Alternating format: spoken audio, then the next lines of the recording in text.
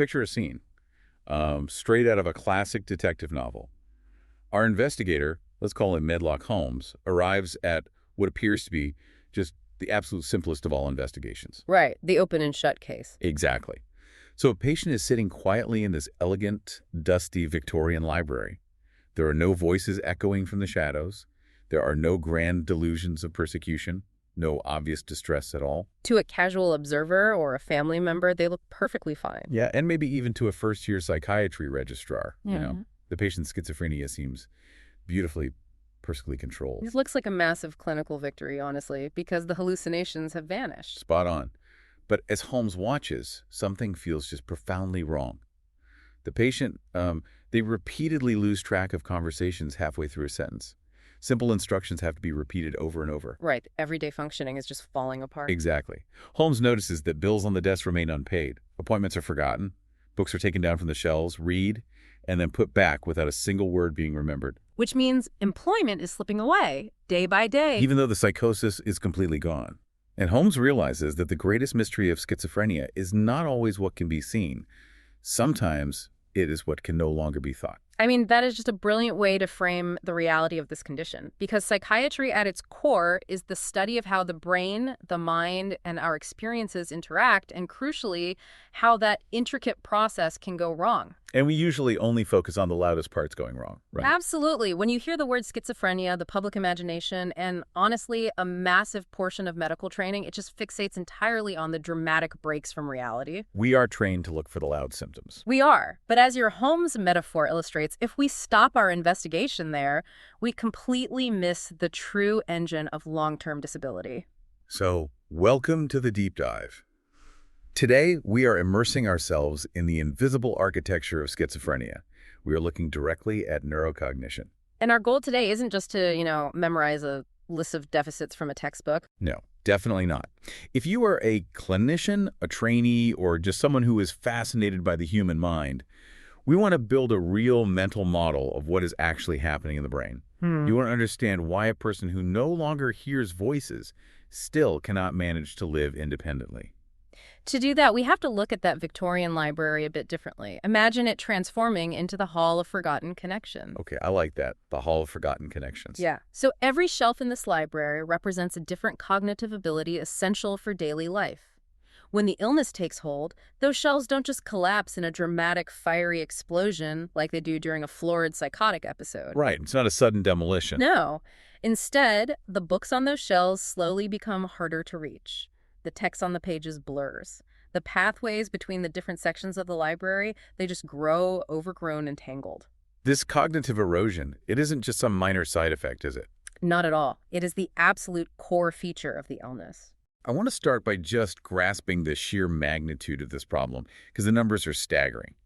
The data shows that patients with schizophrenia perform, on average, 1 to 2 standard deviations below healthy controls across various neurocognitive tests. Which is a massive drop. Right. For anyone listening who might need a quick refresher on statistics, a drop of 2 standard deviations is just catastrophic. It is clinically profound. If you think of cognitive functioning on a standard bell curve, where the vast majority of the population sits in that bulky middle section, a drop of 2 standard deviations pushes you all the way out to the extreme left tail. So if you were perfectly average before. If your cognitive functioning was completely average before the onset of the illness, a 2 standard deviation drop puts you in the bottom 2% of the population. Wow. The bottom 2%. Yeah. We are talking about a devastating loss of capacity across a broad spectrum of domains: memory, attention, problem-solving, processing speed, and social cognition. I imagine the immediate assumption for many people, even really experienced practitioners, is to just blame the treatment. Oh, constantly. Right. You see a patient who is sluggish, they're struggling to remember basic instructions, and you just think, well, they're heavily medicated. The antipsychotics are sedating them. It is easily the most common pitfall in clinical reasoning regarding this topic, but the data is entirely unequivocal. These impairments are present prior to the initiation of any antipsychotic treatment. before they ever take a single pill. Exactly. They are not a side effect of medication. And furthermore, they are not caused by the psychotic symptoms themselves.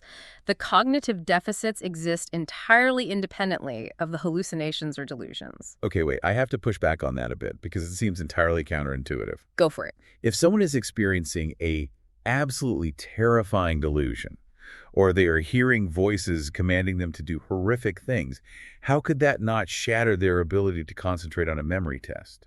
It feels like it absolutely should, doesn't it? I mean, common sense says they would be too distracted.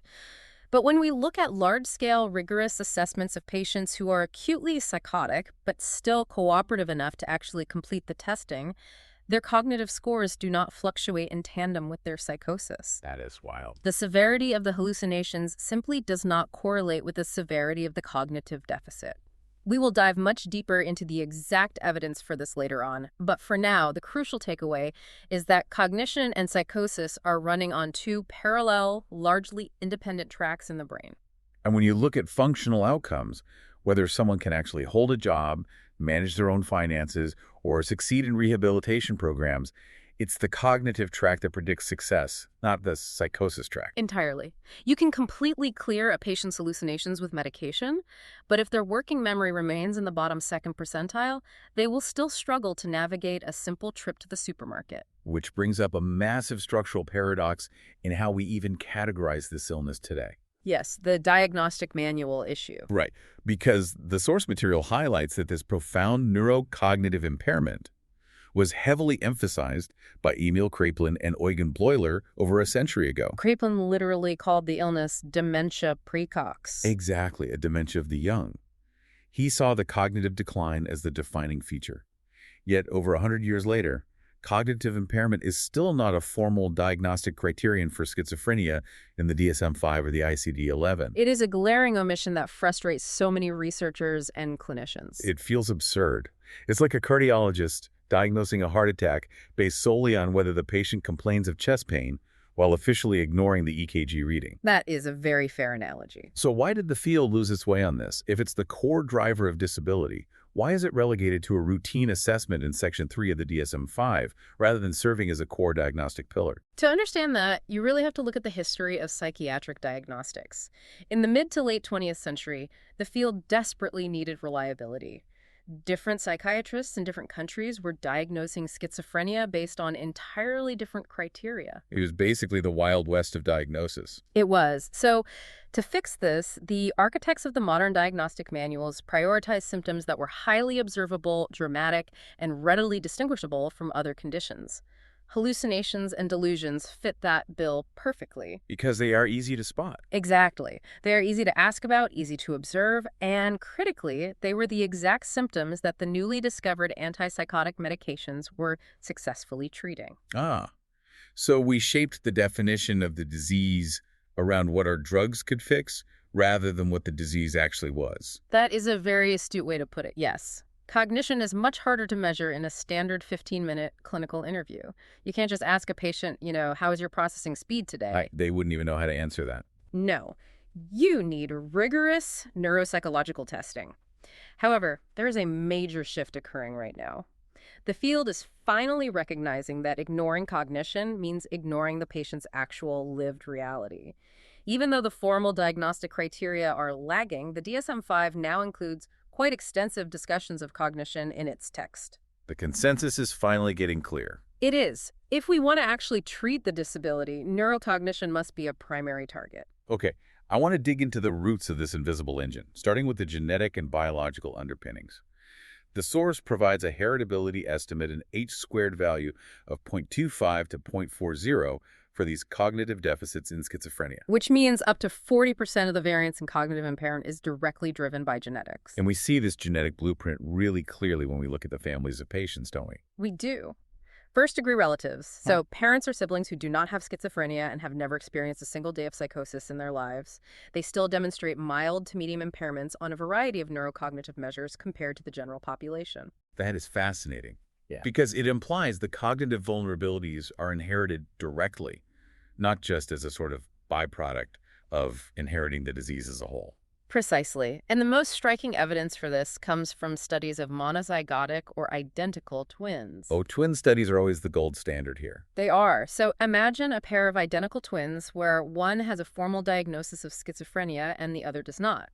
Almost uniformly, the twin with schizophrenia performs worse on cognitive tests. That makes sense. But crucially, the unaffected twin still performs more poorly than you would expect based on their own educational background and life trajectory. So even without the disease triggering, the baseline is lower. Yes, the genetic vulnerability is there, exerting this quiet downward pressure on cognition, even when it never blossoms into full-blown psychosis. It's as if the architectural plans for our Victorian library were drafted with a few structural flaws from the very beginning. Exactly. The building might never fully collapse, but the shelves were always going to sag. And when researchers hunt for the specific genetic anomalies, the single nucleotide polymorphisms, or SNPs, the genomics point heavily toward the functioning of the glutamatergic system. Now, this is a vital neurobiological insight. For decades, the entire schizophrenia conversation has been dominated by dopamine. Right, the classic dopamine hypothesis. Overactive dopamine causes the hallucinations. Yes, dopamine acts almost like the volume knob for salient information in the brain.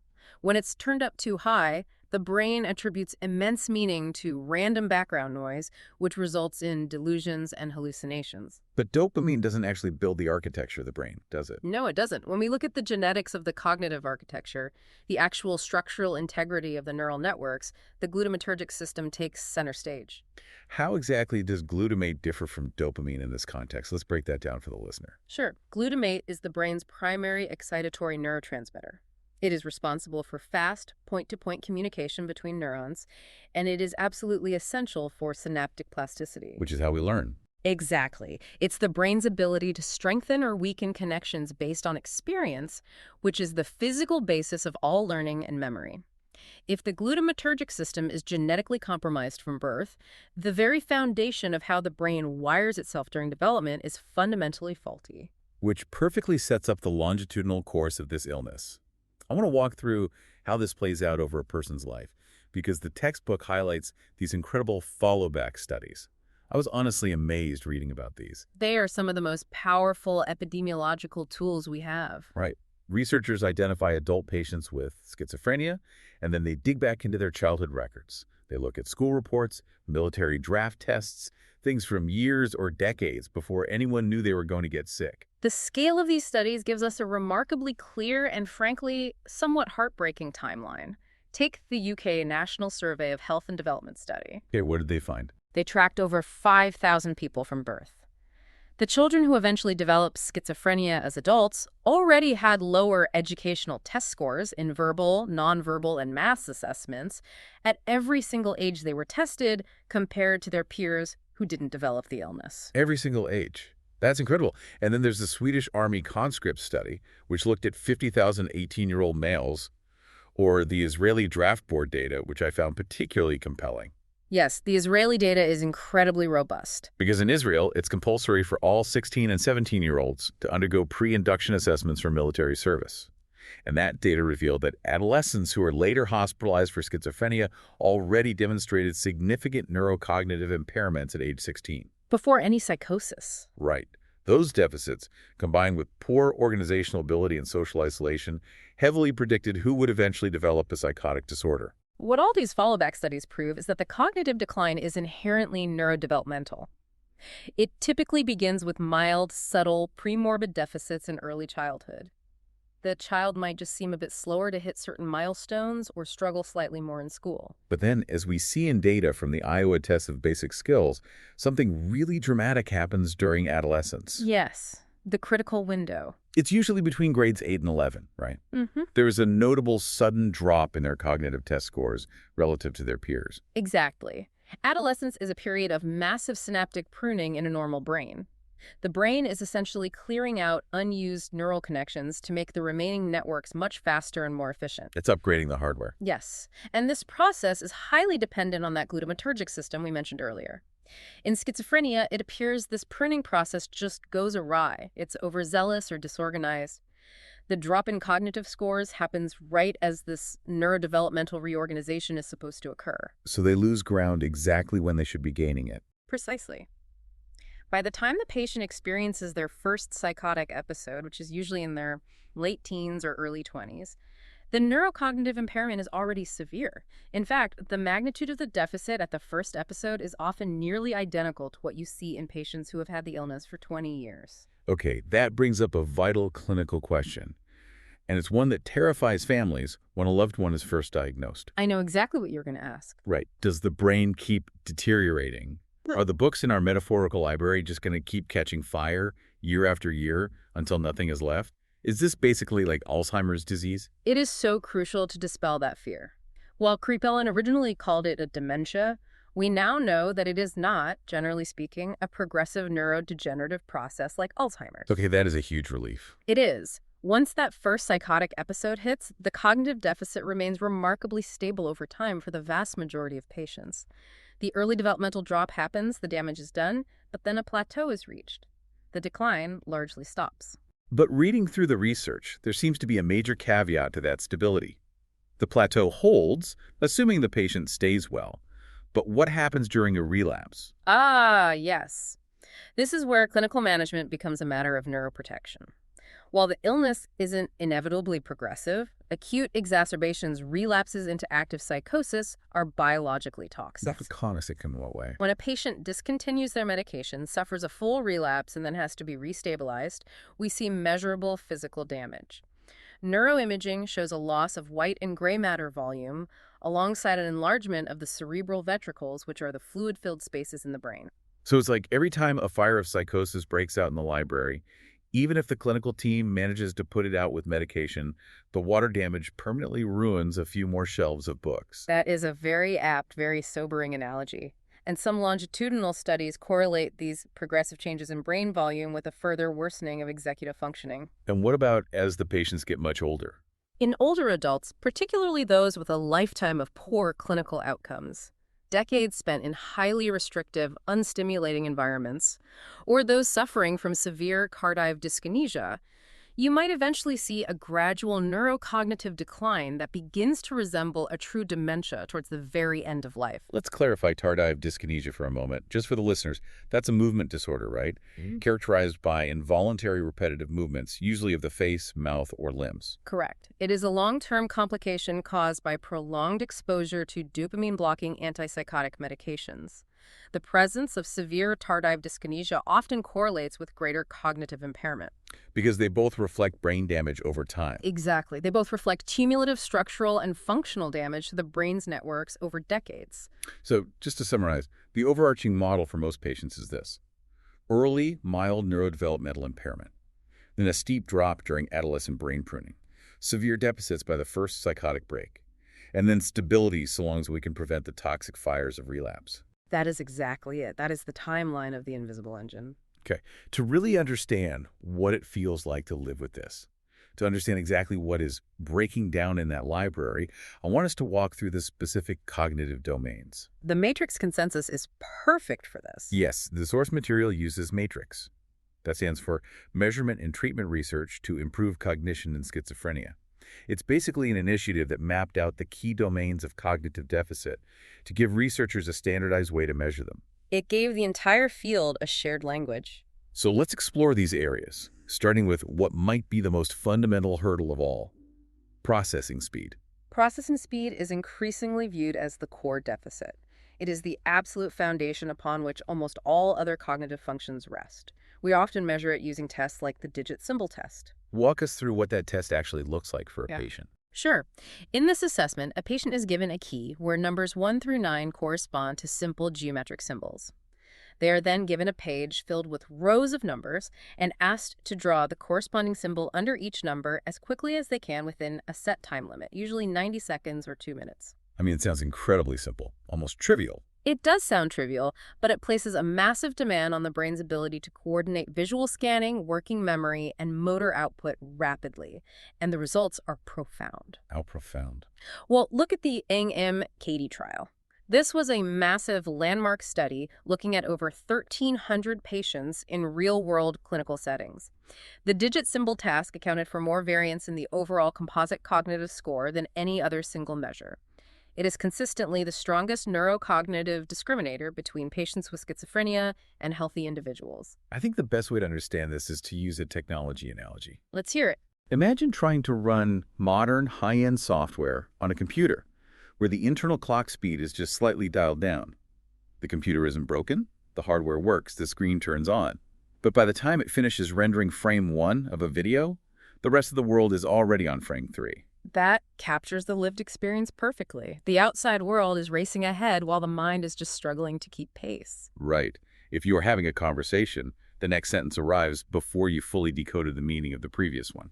And you can see how that psychomotor slowing quietly infects every other cognitive ability. Because everything else relies on speed. Exactly. If your processing speed is compromised, you will perform poorly on a test of working memory, not necessarily because your memory capacity is completely gone, but because the information decays before you have time to process it. In the real world, this makes keeping in step with task-oriented jobs or even just fast-paced social banter incredibly exhausting. It is utterly draining for the patient. Let's turn to attention and working memory. The textbook separates vigilance from working memory. Let's look at vigilance first. Vigilance is the ability to sustain attention over an extended period. We measure this with the Continuous Performance Test, or CPT. A very common version is the identical pairs version. How does that work? The patient watches a computer screen where numbers flash rapidly one every second. The instruction is to press a button only when a number is identical to the one that immediately preceded it. Staring at a screen, watching numbers flash every single second, waiting for a duplicate. I'll be honest, that sounds mentally draining even for a completely healthy brain. It requires immense, sustained cognitive effort. You cannot let your focus slip for even a second. Patients with schizophrenia show moderately severe impairments on this task. So they just zone out. Their attention fluctuates. They miss the pairs or they press the button impulsively when there is no pair. If we connect this to real-world functioning, the inability to maintain vigilance means that watching a television program or trying to follow the thread of a lecture becomes a highly fragmented experience. The narrative constantly slips away because the attentional spotlight keeps flickering off. Exactly. And then there's working memory. The source makes a really helpful distinction here between immediate memory and working memory. It's a crucial distinction. Immediate memory is just holding information online for a few seconds. Like if I ask you to repeat the numbers 4729 back to me, that's immediate memory. But working memory requires manipulation. It's taking those numbers and repeating them back to me in reverse order. Right. You have to hold the string in your mind, actively juggle the data, and reorder it. That active manipulation is where the system crashes for these patients. They just drop the balls they're juggling. Exactly. They typically show profound deficits in working memory. From a neuroanatomical perspective, decades of research in both primates and humans show that this specific function relies heavily on neural circuitry within the prefrontal cortical regions. And that circuitry is compromised? Yes. This prefrontal circuitry appears to be deeply impaired in schizophrenia. If you think about it, if you can't hold and manipulate information, how do you plan your day? If you want to cook a meal, you have to hold the recipe in your mind while simultaneously chopping vegetables and monitoring the heat on the stove. Everyday planning becomes an intricate, impossible puzzle. It severely impacts executive functioning, which we will discuss shortly. But first, we really must look at learning and memory. Yes, this is an area where the textbook provides a massive aha moment for clinical reasoning. I love this section. When we talk about verbal and visual memory, we need to understand exactly where the failure occurs. It dictates the entire approach to rehabilitation. The primary deficit in schizophrenia regarding verbal learning, which is often tested by the California Verbal Learning Test, or CVLT, lies in encoding, not in retention. I cannot overstate how critical this distinction is for anyone working with this patient population. This is a fundamental difference between schizophrenia and cortical dementias like Alzheimer's disease. Unpack that difference. In Alzheimer's, the core issue is rapid forgetting. A patient might successfully learn a new piece of information, they encode it, but an hour later, it has vanished from storage. The bookshelf itself is rotting away. But in schizophrenia? In schizophrenia, the problem is getting the book onto the shelf in the first place. Let's break down how the California Verbal Learning Test actually proves this, because the methodology is fascinating. In the CVLT, the examiner reads a list of 16 everyday words to the patient, things like apples, desks, jacket. A healthy individual will typically recall about 8 of those words on their very first try. A patient with schizophrenia might only recall 5. Okay, so they start behind. Yes. The examiner then repeats the same list over and over for 5 total trials. By the 5th try, the healthy person remembers around 13 or 14 words. The patient with schizophrenia is still lagging, perhaps remembering 9. They are impaired in their ability to acquire the information over time. They are struggling to encode the list, but here is the kicker. What happens when you test them 20 minutes later? That is the pivotal moment in the assessment. If you wait 20 minutes and ask them to recall the list again, the patient with schizophrenia will still remember those 9 words. Wait, really? They don't lose any? No. If they successfully manage to learn a piece of information, they retain it just as well as a healthy control. They do not experience rapid forgetting. The storage machinery is largely intact.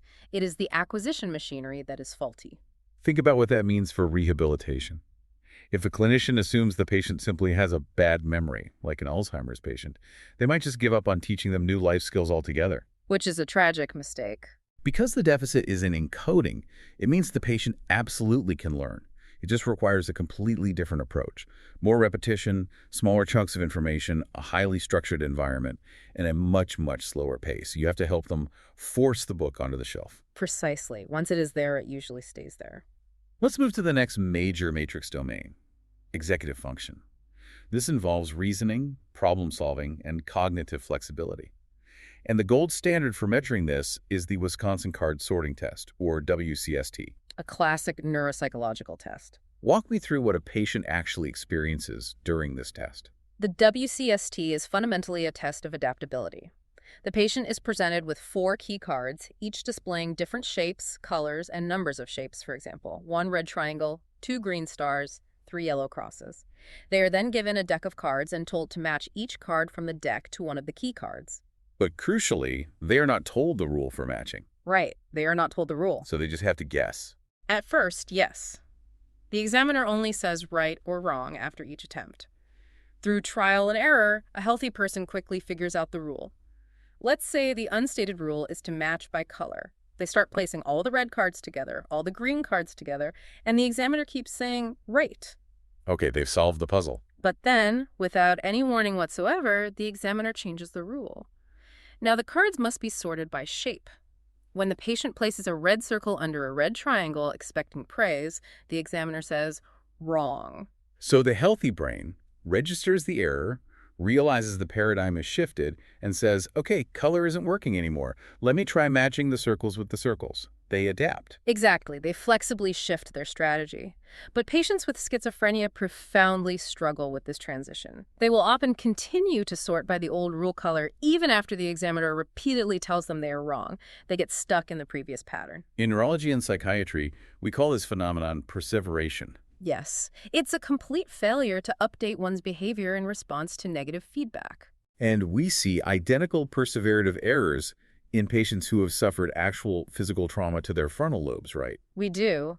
When we use functional neuroimaging to look at the brains of schizophrenia patients while they attempt the WCST, we see reduced blood flow and activity hypoactivation in the dorsolateral prefrontal cortex. So that specific region of the brain is just failing to fire properly to shift their cognitive strategy. Exactly. And if you extrapolate that to the real world, success in society relies entirely on adapting to changing rules. The rules of a workplace change depending on who the manager is that day. The rules of a social interaction change based on the tone of the conversation.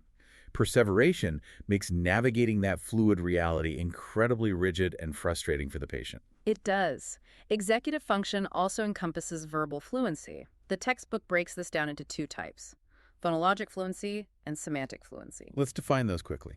Phonologic fluency is asking a patient to name as many words as they can that start with a specific letter, like F, in 60 seconds. Semantic fluency involves naming items within a category, like animals or fruits. How do patients with schizophrenia fare on these? They typically produce significantly fewer words than healthy controls. But more interestingly, they are more prone to breaking the rules of the task, They might intrude words from outside the category or repeat words they've already said. So their internal library is disorganized. Yes, the semantic networks in their brain, the way words and concepts are linked together, appear highly disorganized. You can imagine how that damages communication in social and vocational settings. It makes their conversational flow awkward, stilted, and sometimes really difficult to follow. Which leads perfectly into the final domain, social cognition. This area has gained immense attention in recent years. We are talking about things like theory of mind, the ability to infer another person's intentions, beliefs, or emotional states. It is essentially the ability to read the room. Patients with schizophrenia perform poorly on these measures. For instance, in tasks where they watch short video clips of people interacting, they show consistent impairments in perceiving social cues. But what I found so fascinating in the source material is the specificity of this deficit. It's not that they are unobservant of the physical world. No, not at all. If you ask them concrete, factual questions about the video, what color was the man's tie, or did the woman sit down, they can answer just fine. So they see everything. They see the facts perfectly. The breakdown occurs when they have to discern why someone did something. They have profound difficulty inferring goals, deceit, sarcasm, or hidden intentions. If you can't read intentions, the world becomes a very confusing and potentially very threatening place. You wouldn't know if someone was laughing with you or at you. Exactly. And statistical path analysis suggests that this specific deficit in social cognition is the primary mediator of real-world social impairments. The processing speed and memory deficits make it hard to keep up, but the social cognition deficit is what directly causes the awkward interactions, the profound social isolation, and often the paranoia. Okay, so we have mapped the terrain. We understand the specific deficits in processing speed, attention, memory encoding, executive function, and social cognition. Now it's time for integration and clinical reasoning. We need to look at how these cognitive deficits interact with the other symptoms of the illness. How it all comes together in the patient. Exactly. Let's start by revisiting the intuitive assumption we discussed earlier. I challenged you on the idea that hallucinations don't impact cognitive performance. Walk me through the evidence that proves treating the psychosis doesn't fix the cognition. The most definitive evidence comes from the baseline data of the CATIE trial. CATIE stands for the Clinical Antipsychotic Trials of Intervention Effectiveness. This was a huge deal when it came out. Massive. It was an independent, huge study funded by the NIMH, completely uncorrupted by pharmaceutical company interests. They assessed 1,331 patients.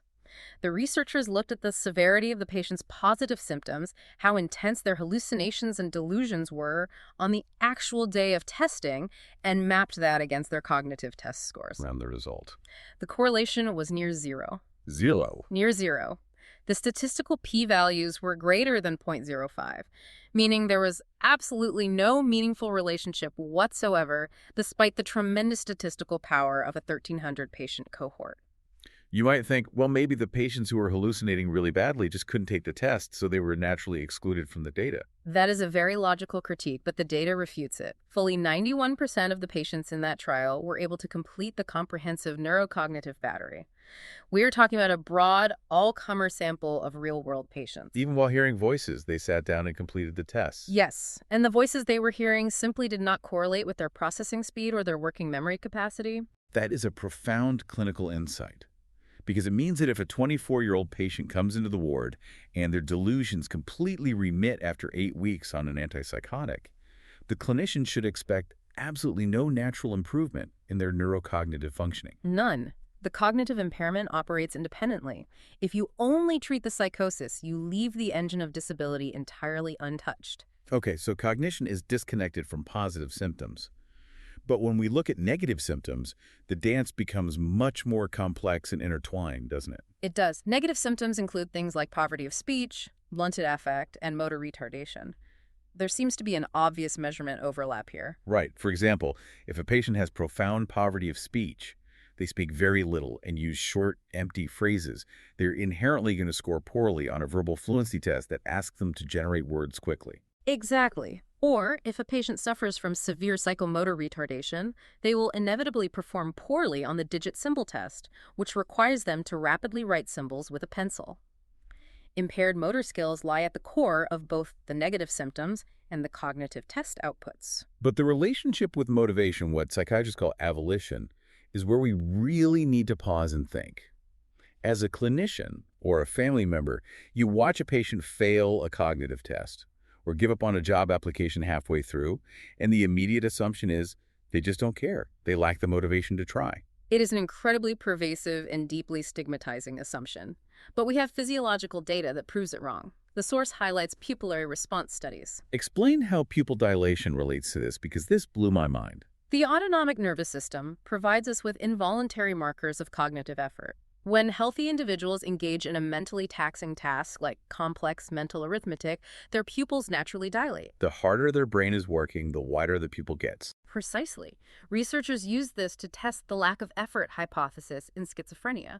Because if the patients were truly just lazy and unmotivated, their pupils wouldn't dilate at all, regardless of the task. They just wouldn't try. Exactly. But that is not what the pupil trackers revealed. During cognitive tasks of moderate difficulty, the patient's pupils dilated normally.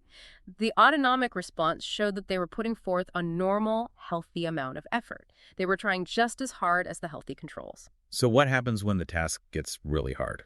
When the task demands escalate to a high level, healthy individuals show further pupil dilation. The patients with schizophrenia, however, fail to show that abnormal pupillary response. But, and this is the absolute key, it is not because they suddenly stop caring. It is because they hit a cognitive ceiling. A ceiling of capacity. Yes. They lack the raw processing capacity to engage with the task at that level of difficulty, so the physiological marker of effort simply tops out. It is a capacity issue, not an effort issue. That changes how you view the entire patient. And if we extrapolate that pupillary data to real life, we can explore the concept of learned helplessness. A very tragic cycle. Imagine a patient who is desperately trying to hold down a job as a cashier. But their processing speed is dialed down, so they can't manage the till quickly enough. Their working memory is compromised, so they forget what the customer just asked for. They fail. Repeatedly, they get fired. And then they try to engage in social groups, but they can't read the room due to social cognition deficits, and they are ostracized. Exactly. After years of this, what happens? They naturally become discouraged. They stop pursuing goals. They retreat into their room. To a clinician assessing them in a brief 15-minute interview, this looks exactly like the negative symptom of avolition, a primary biological lack of motivation. But when you understand the cognitive deficits, you realize it might actually be a secondary withdrawal caused by repeated, demoralizing cognitive failure. The cognitive deficit creates an environment where the negative symptom is the only logical psychological response. Wow. The textbook also notes other direct links. Formal thought disorder, where a patient's speech becomes completely disorganized and hard to follow, is directly linked to semantic memory deficits. It's an inability to have verbal information readily available in the brain's network, a failure of what we call semantic priming. We also must consider affective or mood symptoms. Patients with higher depression scores consistently correlate with poorer verbal memory, even when researchers statistically control for the slowing down of their motor functions. We have to look at the whole patient. So how does all of this translate to real-world functional capacity? Because a score on a Wisconsin cart sorting test doesn't mean anything to a patient. What matters is whether they can live their life. The source discusses the UPSA, the UCSD Performance-Based Skills Assessment. This is a brilliant tool designed to bridge the gap between abstract cognitive tests and real-world functioning. What does it involve? It requires patients to complete physical simulations of daily tasks. They have to role-play making a doctor's appointment over the phone, reading a utility bill and calculating the payment, or planning a route on a complex bus schedule. And how do the neurocognitive scores map onto the UPSA? The correlations are incredibly high. The cognitive deficits directly predict performance on the UPSA, and in turn, cognitive functioning predicts employment outcomes, differentiating who can handle competitive employment from who requires highly supported employment environments. It predicts self-reported quality of life. And crucially, it predicts relapse. Yes. Memory and attention deficits are among the strongest predictors of medication mismanagement.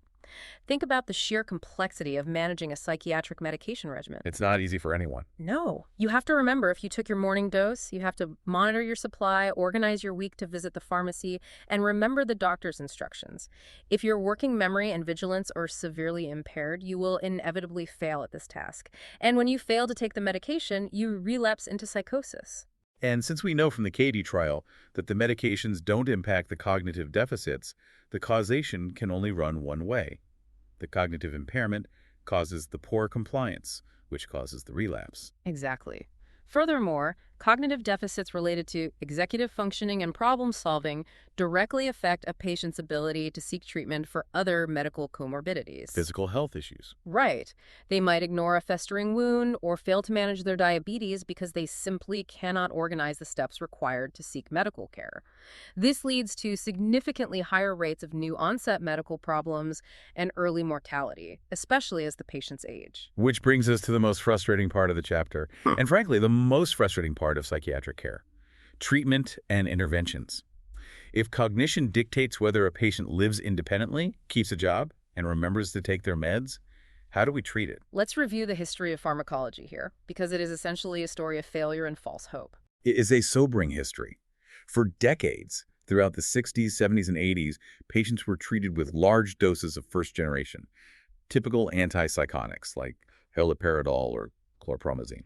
These medications were revolutionary for stopping hallucinations, yes, but in high doses, they actually impaired cognition. They caused severe lethargy and somnolence.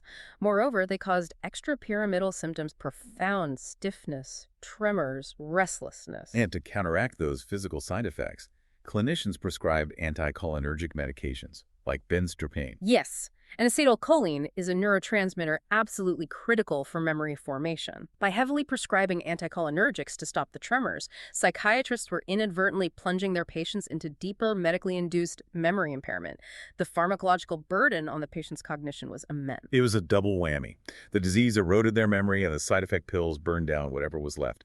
But then came the 1990s, the era of the second-generation atypical antipsychotics drugs like olanzapine, risperidone, quetiapine. I remember the marketing for these. Oh, the marketing was relentless. There were massive claims that these new drugs didn't just have fewer side effects, but that they actively enhanced cognition. The excitement in the field was palpable. Early studies were published showing significant bumps in cognitive test scores for patients who were switched to these new atypicals. But the Katie trial popped that balloon, didn't it? It did. Katie revealed that those early claims were largely a mirage built on flawed study designs. When independent researchers looked closely, they found the early studies had very small sample sizes and very short durations. More importantly, they were comparing the new drugs against very high, cognitively toxic doses of the older first-generation drugs. So it wasn't that the new drug was a cognitive enhancer, it was just that you stopped poisoning the patient with the old drug. Exactly. When the Katie trial carefully controlled for all these factors, they found something disappointing. The neurocognitive measures did improve slightly across all treatment groups, including the patients taking the older medication, perfenazine. But this modest improvement was entirely consistent with practice effects. Meaning, if I give you a complex memory test on Monday, and they give you the exact same test on Friday, you will naturally score a little higher on Friday. Not because your brain is fundamentally sharper or the drug is working, but simply because you know what the test looks like. You've practiced it. Precisely. Once you account for practice effects and expectation biases, the true cognitive benefit of second-generation antipsychotics is negligible. As of right now, speaking today, there are absolutely zero FDA-approved pharmacological treatments specifically indicated for neurocognition and schizophrenia. The pills don't work for the core engine of disability. So what does? The source spends a significant amount of time on cognitive remediation. Yes. Since we cannot simply medicate the architecture of the brain back into place, the field has turned to cognitive remediation therapy. Now, early attempts at this in the 80s and 90s largely failed. Clinicians wrote tedious drill and practice exercises that were originally designed for traumatic brain injury patients. Sitting a patient at a desk and making them do flashcards for 2 hours? Exactly. The problem is, a brain injury patient usually has a healthy, premorbid history. They know what they have lost, and they are desperate to get it back. Schizophrenia is neurodevelopmental. The patient may never have had fully intact executive functioning. You can't just drill them on flashcards and expect them to remain engaged. So how do modern strategies work? Modern cognitive remediation is much more dynamic. It combines computerized cognitive training with psychiatric rehabilitation and psychosocial interventions. The clinician doesn't just train the brain, they teach compensatory strategies. Like workarounds. Yes, If your working memory is permanently impaired, we don't just drill memory exercises. We teach you how to effectively use a smartphone calendar, alarms, and checklists to bypass the deficit entirely. That makes so much sense. Most importantly, here is the profound mechanistic insight that underlies all modern rehabilitation. Neuroplasticity is experience-dependent. Experience-dependent neuroplasticity. Walk me through exactly what that means in practical terms for a patient on a ward. It means the brain only builds new pathways when it is actively challenged by the environment. Let us imagine that tomorrow, a pharmaceutical company invents a true miracle drug that perfectly enhances the glutamatergic system and primes the brain for learning. The holy grail of psychiatry. Yes. But if you give that pill to a patient and they spend 12 hours a day sitting in a silent, unstimulating day room watching television, the drug will fail. Yeah. The brain has absolutely no reason to wire new connections. Because there's no demand for it. Exactly. To build new neural pathways, the brain must experience cognitive friction. A neurocognitive enhancement drug, whenever one is finally developed, will only work if it is paired with rigorous cognitive remediation. The environment must demand the plasticity that the drug enables. That is such a powerful concept. The environment must demand the plasticity. It shifts the burden of care from just prescribing to actively engaging. This brings us all the way back to our investigator, Medlock Holmes, standing in the Hall of Forgotten Connections. We started in this silent, dusty Victorian library, looking at a patient whose hallucinations are gone, but who still cannot live independently. We have journeyed through the architecture of their mind. We realize now that their processing speed, the fundamental clock speed of their brain, is dialed down. Their working memory cannot juggle data. Their dorsolateral prefrontal cortex fails to adapt to new rules, leaving them stuck in perseverative loops. And their ability to encode new memories is fractured, requiring immense repetition to secure a book onto the shelf. And we've seen that these structural deficits operate entirely separately from the positive symptoms of psychosis. If we truly want to help a patient achieve independence, our focus must radically expand. Suppressing hallucinations with antipsychotics is necessary. It is life-saving, but it's entirely insufficient for recovery. The patient's cognitive capacity is the true ceiling on their independence. If our current medications do not raise that ceiling, then our entire mental health infrastructure must fundamentally pivot toward aggressive early cognitive rehabilitation. We must enrich their environments to stimulate that experience-dependent neuroplasticity, rather than merely relying on acute symptom suppression. All right, it's time to put you listening to this in the hot seat. It's time for our learning reinforcement segment. Let's see how much of this deep dive you've absorbed. I am going to throw 5 single best answer clinical scenarios at you. I will ask the question, I'll pause for a beat to let you lock in your answer, and then our expert will break down the clinical reasoning. Let's see if you can beat the expert to the punch. I won't go easy on them. Here is question 1. This focuses on concept. A 30-year-old patient with schizophrenia demonstrates significant memory issues in their daily life. During a comprehensive neuropsychological assessment using the California Verbal Learning Test, or CVLT, where does a primary cognitive failure typically occur for this specific patient population? The answer is encoding, or the acquisition of new information. Remember the crucial distinction we drew. Unlike patients with cortical dementias such as Alzheimer's disease, who experience rapid forgetting of stored information, patients with schizophrenia struggle primarily with the initial learning phase. If you help them successfully encode the material, their long-term retention is remarkably similar to healthy controls. Question 2. This focuses on mechanism. Which specific cognitive domain is widely considered the strongest neurocognitive discriminator between schizophrenia patients and healthy controls, accounting for the most variance in trials like NAIAP-SCEDI and significantly dragging down performance on almost all other cognitive testing? The answer is speed of processing, or psychomotor speed. This is typically measured by tasks like the digit symbol test. This subtle but pervasive slowing affects the patient's ability to keep pace with instructions, process environmental stimuli, and it creates a bottleneck that impairs performance on higher-order tests of working memory and executive function. Question 3. Let's test your clinical reasoning. A 24-year-old patient's positive symptoms, specifically terrifying command hallucinations and paranoid delusions, completely remit after 8 weeks of treatment with a second-generation antipsychotic. Based on current evidence, what is the most likely expected change in their neurocognitive functioning following this remission of psychosis? The answer is Negligible to no change. Extensive data, primarily from the Katie trial, demonstrates that neurocognitive impairment operates on a parallel track, entirely independent of positive symptoms. Furthermore, despite early marketing claims in the 1990s, second-generation antipsychotics provide negligible true cognitive benefit. Any minor improvements seen in trials are largely attributed to practice effects from retaking the tests. Question 4, another concept question. During a cognitive assessment using the Wisconsin card sorting test, a patient continually sorts cards by the rule of color, even after the examiner explicitly informs them that they are incorrect and the rule has changed to shape.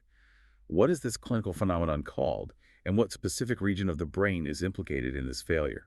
The answer is perseveration.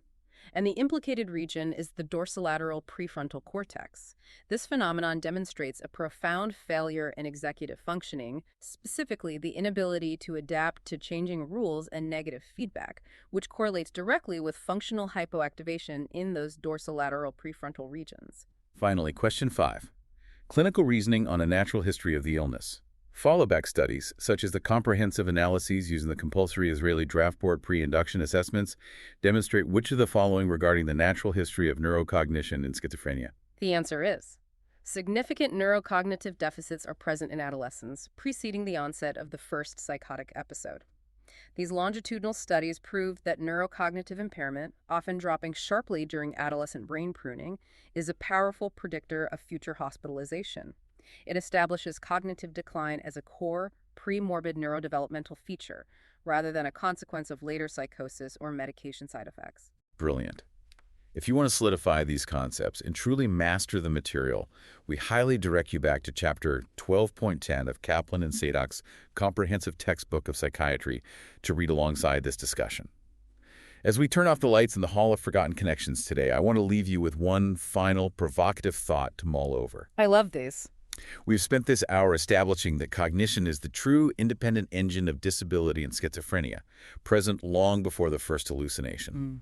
If that is true, what happens to our diagnostic manuals in 50 years? Will we look back at the DSM-5's absolute obsession with hallucinations the same way we look back at doctors who diagnosed illnesses based on the imbalance of bodily humors? Well, that is a fascinating question. Right. If genomics point to the glutamatergic system and the primary failure is cognitive architecture, perhaps in the future, schizophrenia won't be classified as a psychotic disorder at all. Perhaps it will be entirely recategorized as a primary neurodevelopmental cognitive disorder, where psychosis is finally understood not as the disease itself, but merely as a late-stage downstream complication of a failing neural network. Imagine how that simple paradigm shift would radically alter the stigma, the research funding, and the way society views the minds we've discussed today. Thank you for joining us on this deep dive.